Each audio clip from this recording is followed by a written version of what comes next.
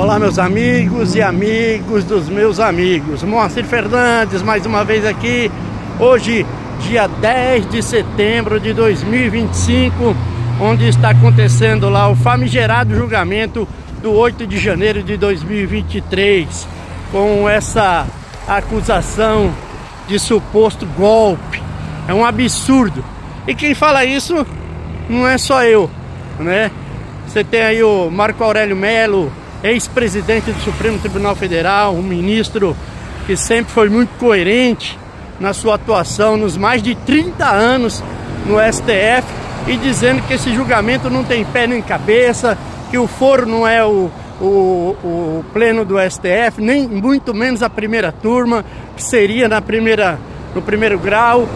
Enfim, vários ministros, juristas e advogados falam isso, não sou só eu.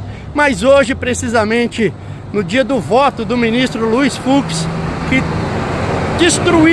destruiu as narrativas, tanto do relator Alexandre de Moraes, quanto no voto do Flávio Dino também, que votaram pela condenação do presidente Jair Messias Bolsonaro e dos outros réus do núcleo duro, como eles dizem. Mas o que é mais interessante é que o próprio ministro Luiz Fux, no seu voto, ele diz que, primeiro, o STF não é o fórum adequado para julgar pessoas que não têm foro privilegiado. Basta ver o julgamento do descondenado Luiz Inácio Lula da Silva, que foi no juízo de primeiro grau. Então, só por aí você que é leigo no direito, assim como eu, minha formação é outra, é gestão pública, mas, porém, entretanto, a gente que milita na política tem que procurar conhecer um pouco de cada coisa e o que acontece de um modo geral na nossa sociedade.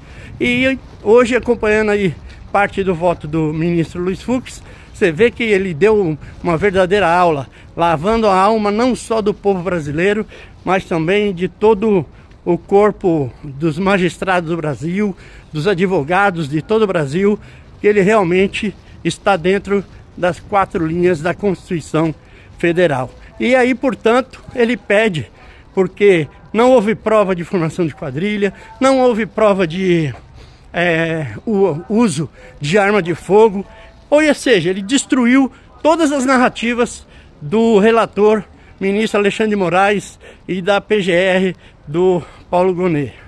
E assim ele pede a anulação de todo o processo contra o Jair Bolsonaro e os outros réus que estão sendo julgados nesse julgamento fake. Então, acompanha aí um pouquinho do voto dele, que foi sensacional. Um ministro que está atuando no Supremo Tribunal Federal, falar o que ele fala, nós só temos que aprender. Sua Excelência, o dedicado relator e dos que o acompanharam, meu voto é no sentido de reafirmar a jurisprudência desta Corte adotada na questão de ordem na ação penal 937. Concluo assim pela incompetência absoluta do Supremo Tribunal Federal para o julgamento deste processo, na medida em que os denunciados já haviam perdido os seus cargos. E como é sabido, em virtude da incompetência absoluta para o julgamento, impõe-se a declaração de nulidade de todos os atos decisórios praticados. De sorte, senhor presidente, que a minha primeira preliminar, ela anula o processo por incompetência absoluta. A segunda preliminar, senhor presidente, seguindo a ordem aqui do sumário, é a preliminar de incompetência da turma e a competência do plenário do Supremo Tribunal Federal. Aqui, senhor presidente, basicamente, eu repito os fundamentos anteriores, acrescentando que, a despeito de sucessivas emendas regimentais que versaram sobre a questão de qual órgão desta Corte pode julgar ações penais, a competência para o julgamento do presidente da República sempre foi e continua sendo do plenário da Casa. Dirão os senhores, é ex-presidente, mas está sendo julgado como tal. Porque se não, se é ex-presidente, deveria ir para o juízo de primeiro grau. Mas está sendo julgado como presidente, está sendo julgado como se presidente fosse, essa ação deveria se iniciar no pleno do Supremo Tribunal Federal. Bolsonaro livre, anistia já!